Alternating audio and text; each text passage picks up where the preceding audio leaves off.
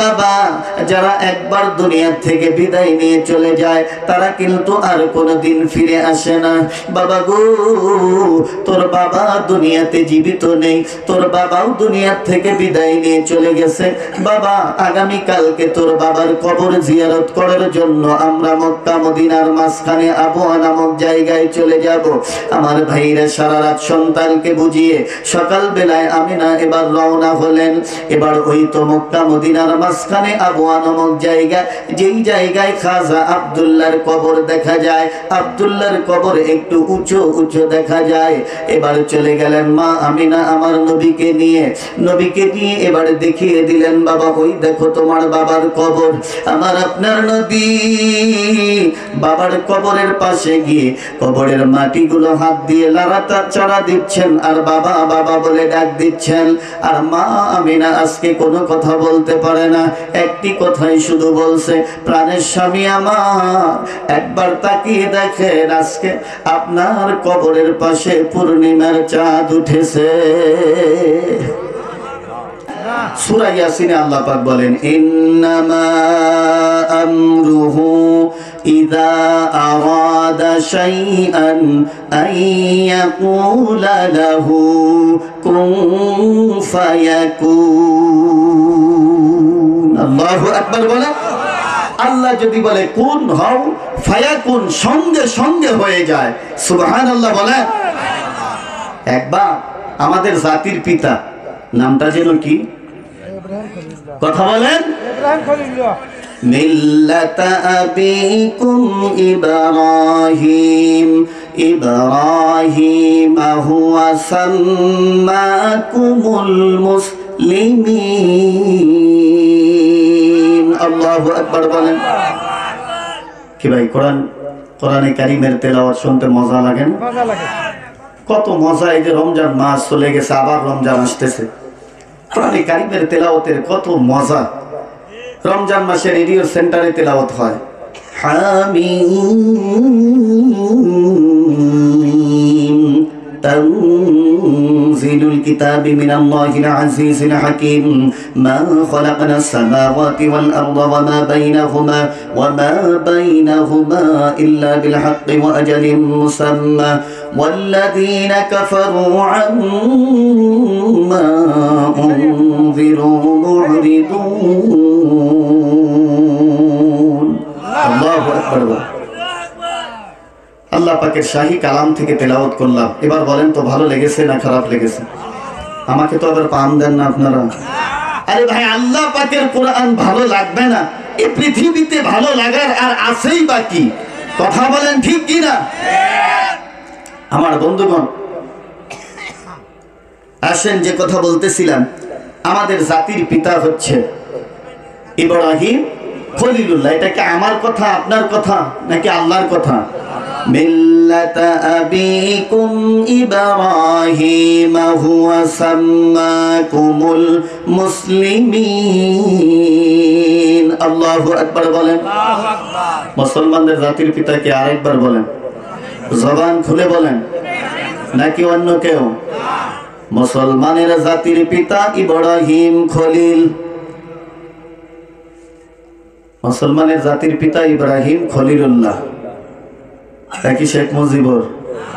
কিছু মানুষ আছে হ্যাকেও মানে। আল্লাহ পাক তাদের হেদায়েত দান করেন, সবাই বলেন আমিন। আল্লাহ পাক কোরআনে বলছেন মুসলমানদের জাতির পিতা হচ্ছে ইব্রাহিম খলিলুল্লাহ। এই ইব্রাহিম খলিলুল্লাহকে ছাড়া অন্য কাউকে যদি জাতির পিতা মানা হয়, আমার ভাইরা, আমি তো বলি তুমি কোরআন মানলে না, আর কোরআন যদি না মানো তাহলে তোমার ঈমান নেই। কথা বলেন ঠিক কি না?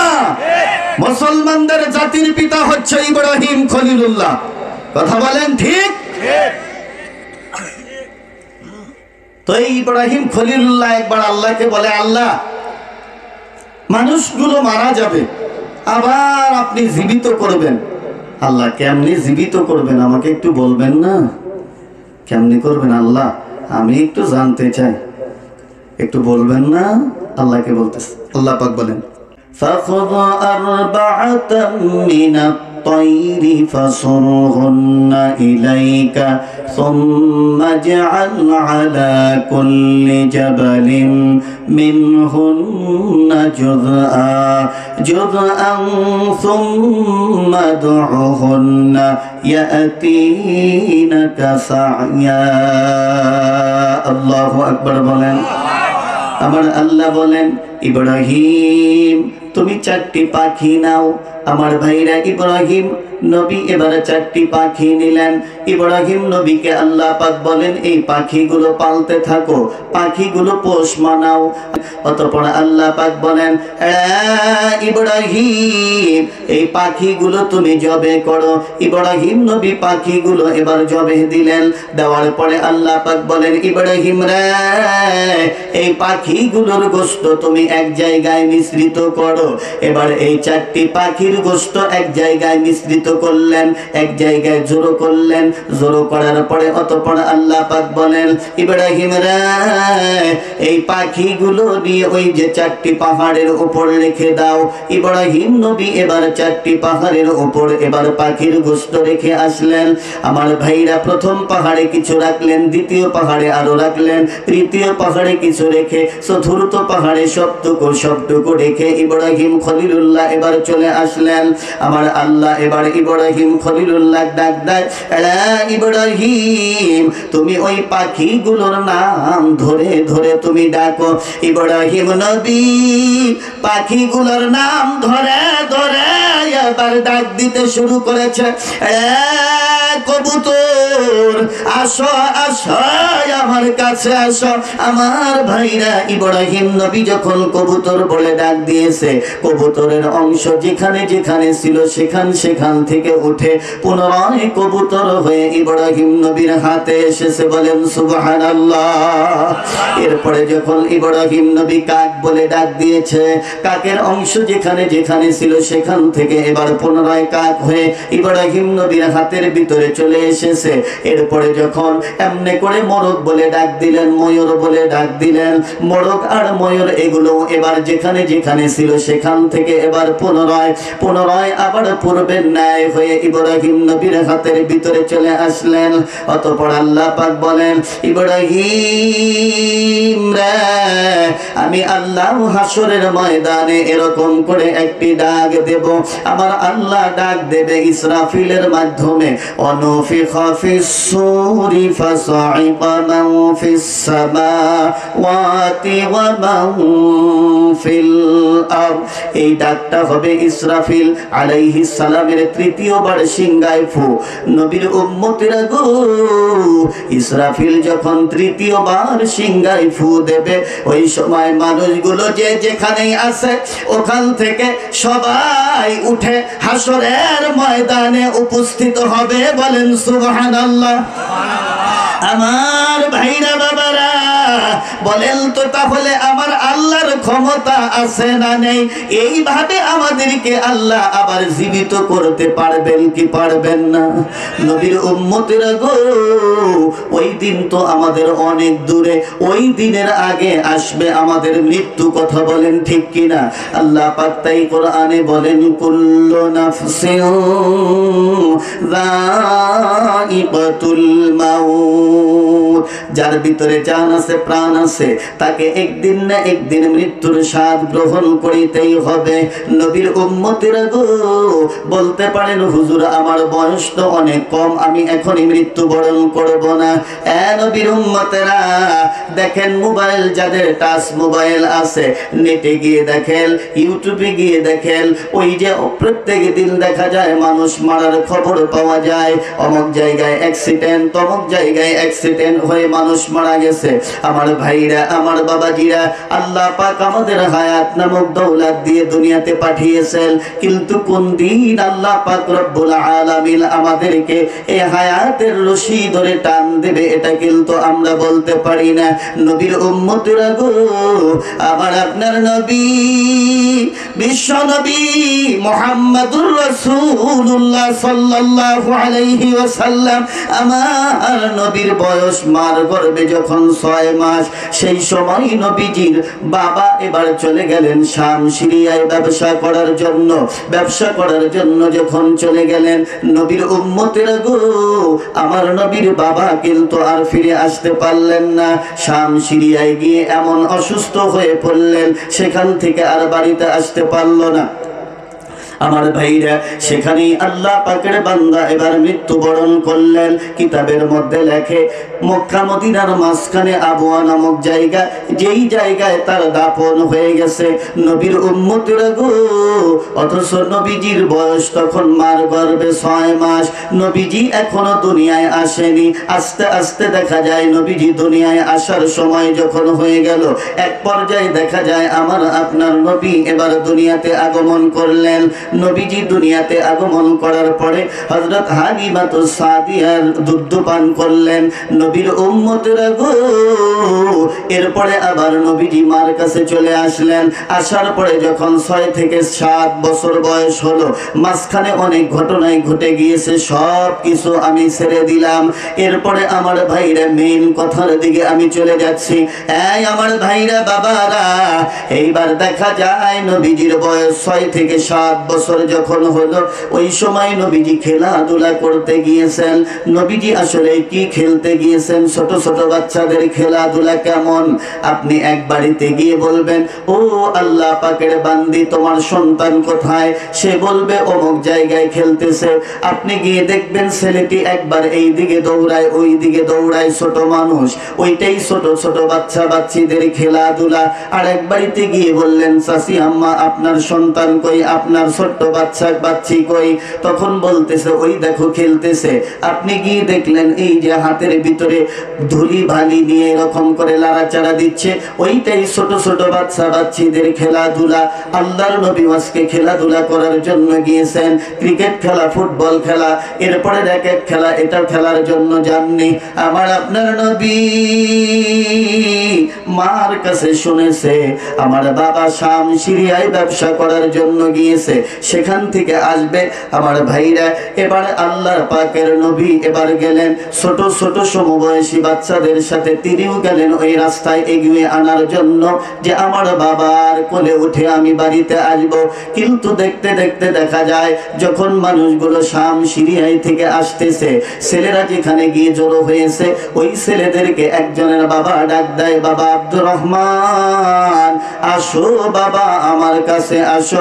আব্দুর রহমান বলে সন্তানকে আব্দুর রহমানের বাবা কোলে উঠিয়ে নেয়, আঙ্গুর বেদানা বের করে দেয়, কমলা বের করে দেয়, কিন্তু আমার নবীকে কেউ ডাক দেয় না। এরপরে ডাক আবার আসে, বাবা আব্দুল জব্বার, আসো তুমি আমার কাছে আসো। আব্দুল জব্বার নামের ছেলেটি দ্রুত বাবার কাছে গিয়ে বাবার কোলের ভিতরে বসে। বাবা তখন সন্তানকে কপালে চুমো দেয়, বুকের ভিতরে জড়িয়ে ধরে, ফল ফুল বের করে দিয়ে এবার বাবা এবার সন্তানকে নিয়ে বাড়ির দিকে রওনা। এরকম করে সন্তানেরা ছোট ছোট বাচ্চারা যারাই গিয়েছিল, যার যার বাবা এসে তার সন্তানদেরকে ডাক দিয়ে বুকের উপরে নিয়ে উটের উপর সোয়ার হয়ে বাড়ির দিকে রওনা হলেন। কিন্তু আমার আপনার নবী দেখতে আসেন, দেখি আমার বাবাও বুঝি এসে আমাকে বাবা মোহাম্মদ বলে আমাকে ডাক দেবে, কিন্তু দেখা যায় সূর্যটা ডুবে যাওয়ার উপক্রম হয়ে যায়। এরপরেও আমার নবীকে কেউ ডাকে না। আমার নবী মরুভূমির বালুর ভিতরে উপরে হয়ে শুয়ে নবীজি চোখের পানি ছেড়ে দিয়ে কান্দে। আমার ভাইরা বাবারা, খবরটি যখন মা আমিনার কাছে চলে যায়, আমিনা রে শুনছনি রে, তোমার মোহাম্মদ কিন্তু আজকে অভিমান করে বসেছে, যতক্ষণ পর্যন্ত আমার বাবা এসে আমাকে ডাক না দেবে ততক্ষণ পর্যন্ত আমি আজকে কারো কোলে উঠবো না, বাড়িও যাব না। মা আমিনা যখন এই কথা শুনলেন, মা আমিনা এবার পাগলনির মতো হয়ে যায়, পাগলনির মতো এবার দ্রুত এবার দৌড়ালেন। আমার ভাইরা বাবারা, মা আমিনা চোখে পানি রাখতে পারে না। আমার ভাইরা, এইবার নবীজির কাছে মা আমিনা গিয়ে এবার বলেন, বাবা মোহাম্মদ রে, বাবা ওঠো ওঠো, তুমি আমার কোলের ভিতরে ওঠো। বাবা চলো যাই, বাড়িতে যাই। আমার নবী তখন বলে না মা, যতক্ষণ পর্যন্ত আমার বাবা এসে আমাকে বাবা মোহাম্মদ বলে ডাক না দেবে ততক্ষণ পর্যন্ত আমি তোমার কোলে উঠব না। আমার নবীর মা আমিনা এবার বলে বাবা গো চলো যাই, আগামী কালকে তোমার বাবা কোথায় আছে সেখানে তোমাকে নিয়ে যাব। এবার নবীজিকে ধরে এবার নিয়ে গেলেন, বাড়িতে নিয়ে গেলেন। সারা রাত এবার বুঝায় বাবা, যারা একবার দুনিয়া থেকে বিদায় নিয়ে চলে যায় তারা কিন্তু আর কোনোদিন ফিরে আসে না। বাবা গো তোর বাবা দুনিয়াতে জীবিত নেই, তোর বাবাও দুনিয়া থেকে বিদায় নিয়ে চলে গেছে। বাবা আগামী কালকে তোর বাবার কবর জিয়ারত করার জন্য আমরা মক্কা মদিনার মাঝখানে আবওয়া নামক জায়গায় চলে যাব। আমার ভাইরা সারা রাত সন্তানকে বুঝিয়ে সকাল বেলায় আমিনা এবার রওনা হলেন। এবার ওই তো মক্কা মদিনার মাঝখানে আবওয়া নামক জায়গা, যেই জায়গায় খাজা আব্দুল্লাহর কবর দেখা যায়, আব্দুল্লাহর কবর একটু উঁচু উঁচু দেখা যায়। এবার চলে গেলেন মা আমিনা আমার নবীকে নিয়ে এবার দেখিয়ে দিলেন বাবা ওই দেখো তোমার বাবার কবর। আমার আপনার নবী বাবার কবরের পাশে গিয়ে কবরের মাটিগুলো হাত দিয়ে নাড়াচাড়া দিচ্ছেন আর বাবা বাবা বলে ডাক দিচ্ছেন। আর মা আমিনা আজকে কোনো কথা বলতে পারে না, একটি কথাই শুধু বলছে, প্রাণের স্বামী আমার একবার তাকিয়ে দেখেন আজকে আপনার কবরের পাশে পূর্ণিমার চাঁদ উঠেছে। আমার আপনার নবী বাবার কবরের মাটিগুলো হাত দিয়ে লাড়াচাড়া করেন আর চোখের পানি ছেড়ে দিয়ে কাঁদেন আর বাবা বাবা বলে ডাকে। মা আমিনা স্বামী বলে ডাক দিচ্ছে। এমন সময় দেখা যায় আমার আল্লাহ ডাক দেয় মালাকুল মউতকে। মালাকুল মউত আজরাইল রে, তোকে আমি একটি কঠিন হুকুম আমি করব, কঠিন একটি আদেশ তোর আজকে পালন করিতে হবে। কি আদেশ?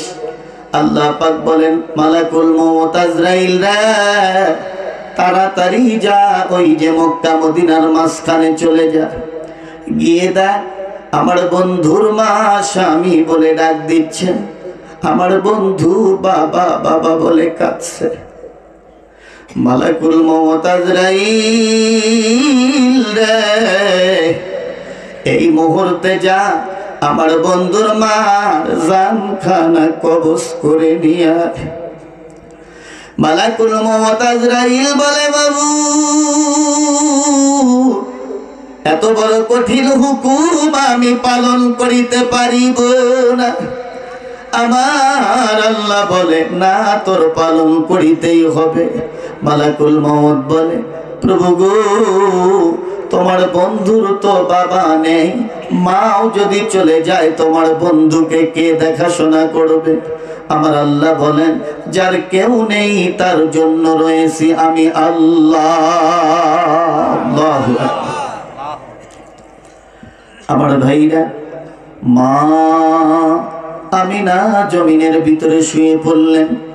নবীজি এতক্ষণ পর্যন্ত বাবা বাবা বলে কাঁদছেন, বাবা বাবা বলে ডাক দিয়েছেন। এখন মা আমিনার কোলে পড়ে গেলেন, মা আমিনার গলা ধরলেন, মা আমিনার গলা জড়িয়ে ধরে বলে মা গো এতক্ষণ পর্যন্ত বাবা বাবা বলে ডাকলাম, আমার বাবা আমার ডাকে সাড়া দিল না। মাগো এখন বুঝি তুইও আমার থেকে বিদায় নিয়ে চলে যাবি। মা মা বলে কান্না শুরু করে দিলেন। যদিও বা নবী আমার বাবাকে দেখেনি, কিন্তু নবীর বয়স তো 6 থেকে 7 বছর বয়স হয়েছে। মার মহব্বত নবীর দিলের ভিতরে ঢুকে গেছে। মা মা বলে কান্না শুরু করলেন। ওই দিকে দেখা যায় মা আমিনা আমার নবীকে শোক সাগরে ভাসিয়ে মা আমিনা দুনিয়ার থেকে বিদায় নিয়ে চলে গেল। আমার নবী মার গলা ধরে বলে মা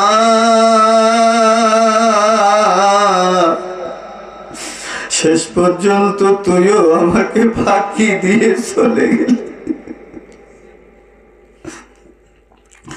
তুইও আমার থেকে আমাকে ফাঁকি দিয়ে চলে গেলি মা। মার বুকে মাথা রেখে নবী আমার কান্না শুরু করে দিয়েছে, নাও মাও করে কাঁদে। দাসী উম্মায় মান্ডিকে বলে, বাবা আসো আসো, তুমি আমার কাছে আসো, আমার কুলে আসো। বাবা আজকের থেকে তুমি আমাকে মা বলে ডাক দিবা। আসলেই যে মা নয়, খালা আর ফুবুকে মা বলে ডাক দিলেও কিন্তু মার শূন্যস্থান পূরণ হয় না। মার যে কত দাম, বাবার যে কত দাম, এটা আমরা বুঝি না।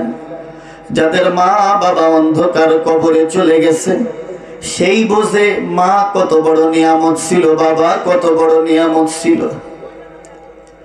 যুবক ভাইরা রে, ভালো করে শুনে নাও, 2004 সালে নারায়ণগঞ্জে একটি লঞ্চ ডুবে যায়। লঞ্চ ডুবে যাওয়ার 3 দিন পরে এক মার লাশ পাওয়া গেল। ওই লাশ পাওয়া যাওয়ার পরে দেখা যায় জনম দুঃখিনী মা নিজের ছোট্ট শিশু বাচ্চা, দুধের বাচ্চাকে বুকের ভিতর জড়িয়ে ধরে, মা এখনো জড়িয়ে ধরে আছে। মা যদি ইচ্ছা করিত হয়তো সন্তানকে পানির ভিতরে ফেলে দিয়ে মা সাঁতার কেটে হয়তো পার যেতে পারতো, কিন্তু মা চিন্তা করেছে আমার সন্তান মারা গেলে তাহলে আমি কি করিব? আমি যদি মারা যাই সন্তান নিয়ে মারা যাব। নবীর উম্মতেরা গো, মা মারা যায় কিন্তু সন্তানকে বুকের ভিতর থেকে ছেড়ে দেয় না। এই মার সাথে যারা বেয়াদবি করো, বাবার সাথে যারা বেয়াদবি করো, নবীজি বলেন হুমা জান্নাতুকা ওয়া নারুকা, তোমার মা তোমার বাবা তোমার জন্য জান্নাত এবং জাহান্নাম। খুশি রাখবে জান্নাত পাবে, বেজার লাগবে জাহান্নাম, এর মধ্যে কোনো সন্দেহ নেই। কোন জমিনের মাটি আমার হবে গোরস্থান, কাদের চোখের জলে আমি, কাদের চোখের জলে আমি পাব পরিত্রাণ। কোন জমিনের মাটি আমার হবে গোরস্থান, কারাই আমায় গোসল দেবে, কে আনিবে কাপন, কারাই আবার কেঁদে কেঁদে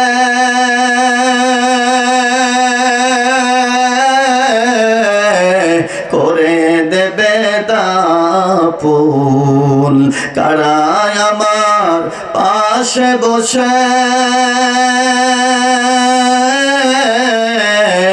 শোনাবে কুরআন।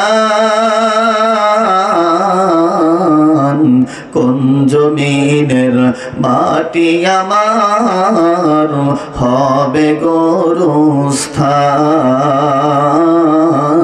কোন জমিনের মাটি আমার হবে গোরস্থান। আমার ভাইরা, আমাদের জীবন নামক ঘড়ির কাঁটা একদিন বন্ধ হয়ে যাবে। কথা বলেন ঠিক কিনা? মানুষের কয়েকটি শ্বাসের সমষ্টির নাম হচ্ছে হায়াত। মানুষ একটি করে শ্বাস ফেলে আর তার হায়াত থেকে কিছু অংশ কেটে যায়। যখন মানুষ শেষ শ্বাস ফেলবে তখন এই মানুষটি হয়ে যাবে লাশ। আজকে এখন আমার ঘড়িতে বাজে 11টা 27 মিনিট। কথাগুলো একটু দিলের কান দিয়ে ভালো করে শোনেন। মনে করেন আজকে রাত্রিতে আমাদের কারো যদি এখন মৃত্যু হয় আজকে রাত্রির ভিতরে, আগামী কালকে সকাল বেলায় বড় জোর জোহরের নামাজের পরে আমাদেরকে কবরের ভিতরে রাখবে। কথা বলেন ঠিক কিনা? যদি আজকে রাত্রিতে যদি মৃত্যু হয় আগামী কালকে দিনের বেলায় কবরে রাখবে। আজকে রাত্রিতে মৃত্যু না হয়ে যদি আগামীকাল সকাল বেলায় আমাদের কারো মৃত্যু হয়, কি ভাই হতে পারে না? আগামীকালকে সকাল বেলায় যদি আমাদের কারো মৃত্যু হয়, তাহলে সারাদিন কবরে দাপন যদি নাও করে, রাত্রিতে দাপন করবে। এখন আমার ঘড়িতে 11টা বেজে 28 মিনিট। তো আজকে রাতে মৃত্যু হলেও আগামীকাল এই সময় আমরা কবরে থাকব।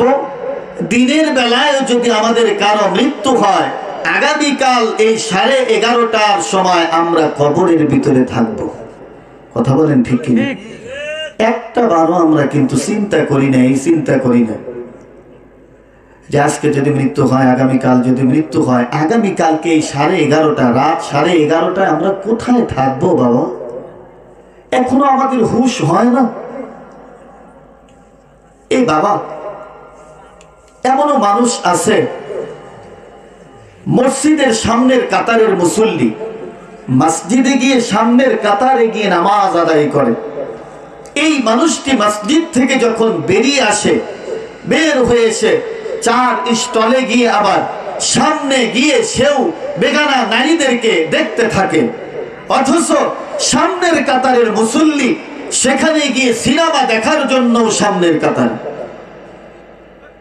আপনার না দাড়ি পেকে গেছে, আপনার না চুল পেকে গেছে, আপনার না দাঁতগুলো পড়ে গেছে, অনেক দাঁত আপনার পড়ে গেছে, শরীরের কুওয়াত, শরীরের শক্তি কমে গেছে, চোখের জ্যোতি আপনার কমে গেছে, এখন পর্যন্ত আপনি টেলিভিশনের সামনে বেগানা নারীদের নাচ গান দেখেন। বাবা, আপনার তো লজ্জা করা উচিত যে এই মুহূর্তে যদি আমার কাছে মালাকুল মউত আসে, তাহলে আমার অবস্থাটা কেমন হবে?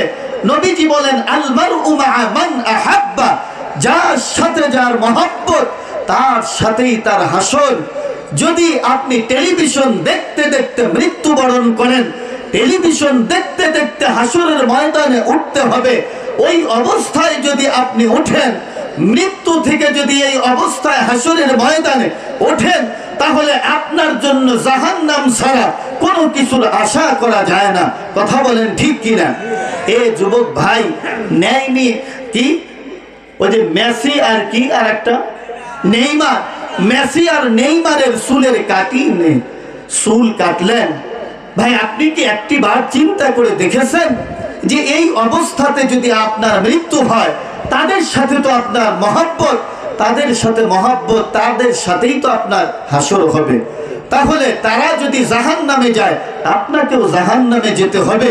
আমার ভাইরা, এই জন্য যুবক ভাইরা, আপনাদের পায়ে হাত রেখে বলে যাই, যুবক ভাইদেরকে যদি বলা যায়, ভাই আপনি কেন নামাজ আদায় করেন না, ভাই রোজা কেন রাখেন না, বলে হুজুর এখনো সময় হয়নি। অথচ নবীজি বলেন, ইগতানিম খামসান ক্বাবলা খামসিন, 5টি জিনিস আসার আগেই 5টি জিনিসের মূল্যায়ন করো।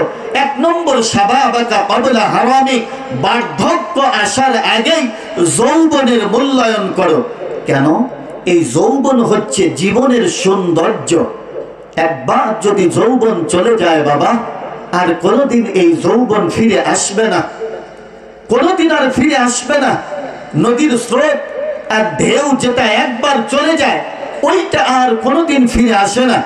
তেমনি আমার আপনার যৌবন যদি একবার চলে যায়, আর কোনোদিন ফিরে আসবে না। এজন্য যুবক ভাই, তোমার যৌবনকালে 1 ওয়াক্ত নামাজ, 1 রাকাত নামাজ বৃদ্ধ বয়সের 80 রাকাত নামাজের সমতুল্য। সুবহানাল্লাহ বলেন। অনেক কথা আসতেছে, কিন্তু সময় নেই। আপনার আব্বা, আপনার আম্মা আপনাকে বলছে, বাবা আমার জন্য পান নিয়ে আসবা, বা আমার জন্য কিছু নিয়ে আসবা। 1 বার 2 বার 3 বার বলছে, কিন্তু আপনি সব সওদা করেছেন, মার জন্য পান কিনতে ভুলে গেছেন। মারটাই তো ভুল হয়, বাবারটাই তো ভুল হয়, তাই না? কিন্তু বোরটা ভুল হয় না। কেন? ওখানে গেলে যদি না নিয়ে যায়, তাই খবর আছে, এজন্য ও জায়গায় ভুল হয় না। 1 বার 2 বার 3 বার বলছে, এরপরে আপনি পান কিনতে ভুলে গিয়েছেন, মার জন্য পান কেনেননি, বাবার জন্য পান কেনেননি, বাড়িতে গিয়েছেন, আব্বা আম্মা এবার বলতেছে বাবা তোকে একবার দুবার নয়, তোকে 3 বার 5 বার বললাম, এরপরেও ভুলে গেলি। মা একবার দুবার 3 বার 5 বার যদি মা বাবা আপনাকে বলে বাবা গো আমার জন্য পান কিনে নিয়ে আসবা, আমার জন্য এই সওদা কিনে নিয়ে আসবা, মার জন্য বাবার জন্য কোনো সওদা কিনতে যদি আপনি ভুলে যান, মা বাবা রাগ হয়ে যায়, বেজার হয়ে যায়। নবীর উম্মতেরা গো মাত্র 2 থেকে 5 বার বলছে, এর কারণেই যদি মা বাবা বেজার হয়ে যায়, আমার আল্লাহ কোরআনে কারিমে 1 নয় 2 নয় 82 জায়গায় নামাজের কথা বলছেন, সালাতের কথা বলছেন। ওয়া আকিমুস সালাতা ওয়া আতুজ যাকাত, নামাজ কায়েম করো এবং যাকাত আদায় করো।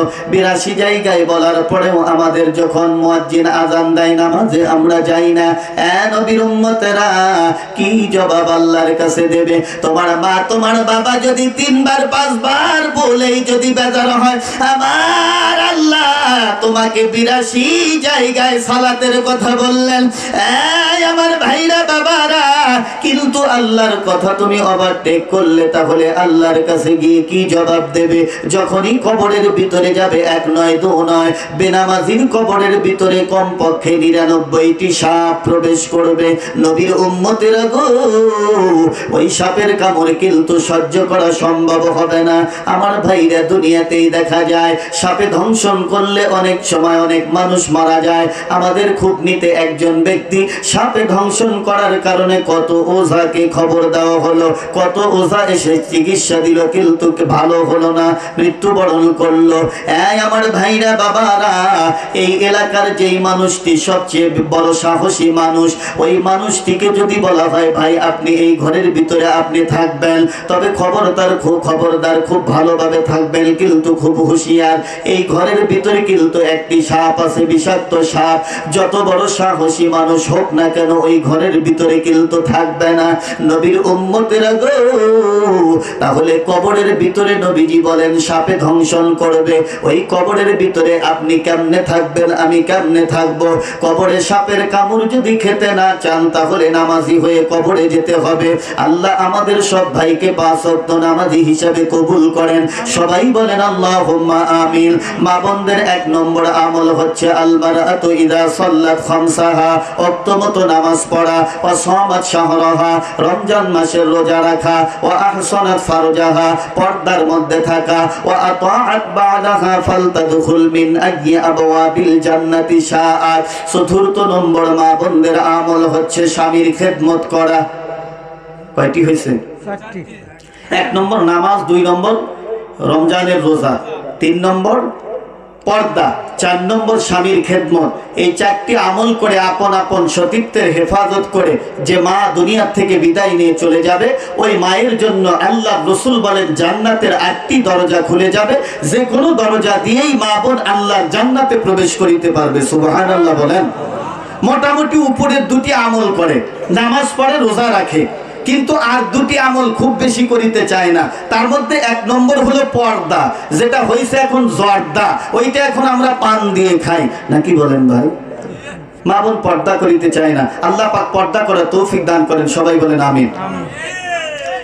এরপরে আরেকটা আমল করিতে চায় না অনেক মা বোন, সেটা হচ্ছে স্বামীর খেদমত।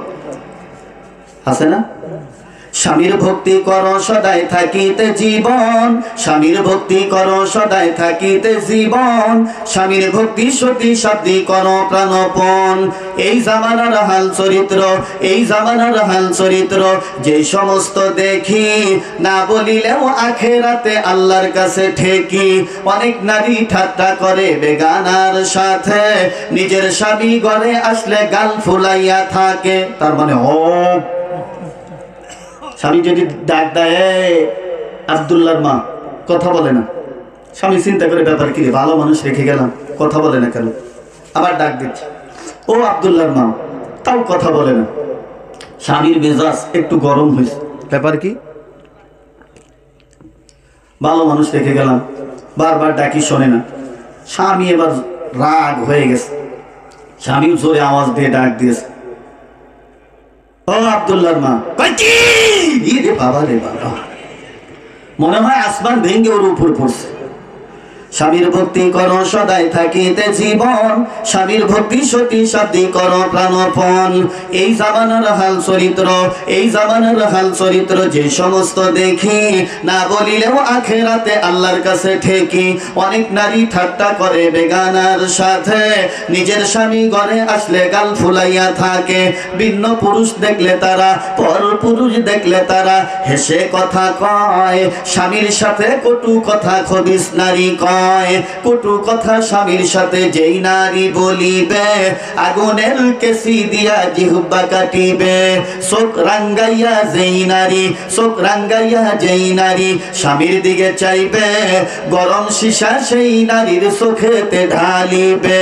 খাবে পড়বে নেক নারী, খাবে পড়বে নেক নারী পর্দার নিচে রবে।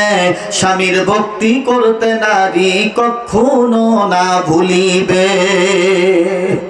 আসলে যারা সতী সাধবী নারী, যারা নেককার নারী, তারা তো স্বামীর খেদমত করে, নাকি বলেন? আমরা যে যারা এখানে বসে আছে, আমরা যে সবাই একেবারে আল্লাহর ওলি তা তো না। কিছু মানুষ আছে, এই যে মনে করেন আমার হাতের ভিতরে একটা গ্লাস, কাঁচের গ্লাস, এইটা আছে, এটা মনে করেন আমাদের মা বোন এই গ্লাসটা একটু পরিষ্কার করার জন্য, মানে ধোয়ার জন্য, ভালো করে পরিষ্কার করার জন্য নিয়ে গেছে, টিউবওয়েল পরে নিয়ে গেছে, হঠাৎ করে পড়ে গেছে, পড়ে গিয়ে গ্লাসটা ভেঙে গেছে। এমনও মানুষ আছে হাতা এরকম গোসাইয়া দাঁতের উপর দাঁত উঠিয়ে বলে, এই তোর বাপের বাড়ি থেকে কিনছি, তোর বাপের বাড়ি থেকে আনছি, এই বলেই আনা বিসমিল্লাহ বলে কিলার ঘুষি, ঘুষি দিয়েই খুশি। আছে না কিছু মানুষ এরকম? এটা তো আল্লাহর রসুলের আদর্শ না। আল্লাহর রসুলের আদর্শ কত সুন্দর ছিল। মা আয়েশা বলেন, মা আয়েশা সিদ্দিকা রাদিয়াল্লাহু তাআলা আনহা বলেন, আল্লাহর হাবিব যখন বাড়িতে এসেছেন, বাহির থেকে বাড়িতে এসে যখন দেখেছেন এখনো রান্না হয়নি, আমার কাজে আল্লাহর রসুল রান্নার কাজে সহযোগিতা করেছে আমার সাথে। সুবহানাল্লাহ বলেন। আরে ভাই, আল্লাহর হাবিব যখন বাড়ির ভিতরে প্রবেশ করতেন তখনই আল্লাহর রসুল সালাম দিয়ে বাড়ির ভিতরে প্রবেশ করতেন। আমরা কয়েকদিন বিবিকে সালাম দেই, হঠাৎ মঠাৎ ফোনে সালাম দেই। কোন সময়? মানে বিবির ফোনে যদি টাকা না থাকে, ব্যালেন্স যদি না থাকে তার ফোনে, মানে আর এক নাম্বার দিয়ে কোনো এক দরকার হয়েছে ফোন দিয়েছে। ফোন দেওয়ার পর আমি তো নাম্বার চিনি না, মনে করেন যে এখন রিসিভ করে সালাম দিয়েছি, আসসালামু আলাইকুম। এখন দেখি আমাদের আব্দুল্লাহর মাধ্যম তারিকার কাক সালাম দিলাম। আমাদের মাঝে মধ্যে এরকম হয়, কিন্তু আল্লাহর রসুল প্রত্যেক দিন আগে সালাম দিয়েছেন স্ত্রীদেরকে। মা আয়েশা বলেন, একদিন আমি আল্লাহর রসুলকে আগে সালাম দেওয়ার জন্য প্রস্তুতি নিয়ে লুকিয়ে আসি, যেই আল্লাহর রসুল বাড়ির ভিতরে প্রবেশ করবে অমনি সালাম দেব। আল্লাহর রসুল আসতেছেন বাড়ির ভিতরে, এমন সময় আল্লাহ ডাক দিয়েছে জিবরাইলকে, জিবরাইল আমার বন্ধুকে কিন্তু আয়েশা সালাম দেওয়ার জন্য প্রস্তুতি নিয়েছে। জিবরাইল যা রে জিবরাইল, তাড়াতাড়ি আমার বন্ধু গিয়ে বলে দে, জিবরাইল রে আমার বন্ধু প্রত্যেক দিন বাড়ির ভিতরে প্রবেশ করার সঙ্গে সঙ্গে সালাম দেয়, আজকে যেন একটু বাহির থেকেই বলন্দ আওয়াজে, উঁচু আওয়াজে, জোরে আওয়াজে সালাম দিয়ে যেন বাড়ির ভিতরে প্রবেশ করে। নবী আমার তাই করলেন। অন্য দিন যেই আওয়াজে সালাম দেয়, আজকে ওর চেয়ে আরো বলন্দ আওয়াজ, উঁচু আওয়াজ, জোরে আওয়াজে সালাম দিয়ে বাড়ির ভিতরে প্রবেশ করলেন। ওই দিকে দেখা যায় মা আয়েশা সিদ্দিকা রাদিয়াল্লাহু তাআলা আনহা নবীজিকে সালাম দিতে না পেরে মা আয়েশার মনটা মলিন হয়ে যায়। নবীর উম্মতেরা গো, নবীজি বুঝতে পারলেন আয়েশা আমাকে সালাম দিতে না পেরে তার মনটা মলিন হয়ে গেছে। আমার আপনার নবী মা আয়েশার মুখে হাসি ফুটানোর জন্য আমার নবীর মেসওয়াক ছিল। ওই সময় মসজিদে নববীর ভিতরে মেসওয়াকের কোনো প্রয়োজন ছিল না, কোনো দরকার ছিল না, কিন্তু মা আয়েশার মুখে হাসি ফুটানোর জন্য নবীজি এবার মেসওয়াকের জন্য মসজিদে নববীতে চলে গেলেন। মেসওয়াক এনে এবার বাড়ির ভিতরে যখন প্রবেশ করলেন, নবীজি এবার সালাম দিলেন না। মা আয়েশা সিদ্দিকা রাদিয়াল্লাহু তাআলা আনহা নবীজিকে সালাম দিয়ে মুস্কি হেসে দিলেন, বলেন সুবহানাল্লাহ। আর আমরা সালাম তো দূরের কথা, বাহিরে যদি কারোর সাথে ঝগড়া লাগে, নিয়া তর্ক লাগে, তো মন তো এমনি খারাপ। ওই অবস্থায় বাড়ির ভিতরে প্রবেশ করি তো মন তো এমনি খারাপ। গোয়াল ঘরের যে গরু থাকে, গরু চিন্তা করে ওই যে সর্বনাশা আসতেছে রে, মুখের যে অবস্থা দেখিতেছি, কপালে যে কি আছে আল্লাহই জানে। গোয়াল ঘরের গরু তখন ছোটাছুটি করার চিন্তা ভাবনা করে। আমাদের অবস্থা তো এরকম। তা আমাদের সাথে লাগবে না, কার সাথে লাগবে? আমার ভাইরা, আমাদেরকেও ভালো হতে হবে। আমরা অনেকেই একেবারে ছাড় দিতেই পারি না আমাদের স্ত্রীদেরকে, কথা বলেন ঠিক কিনা? আল্লাহ পাক স্বামী স্ত্রীর মধ্যে মহব্বত পয়দা করে দেন। সবাই বলেন আল্লাহুম্মা আমিন।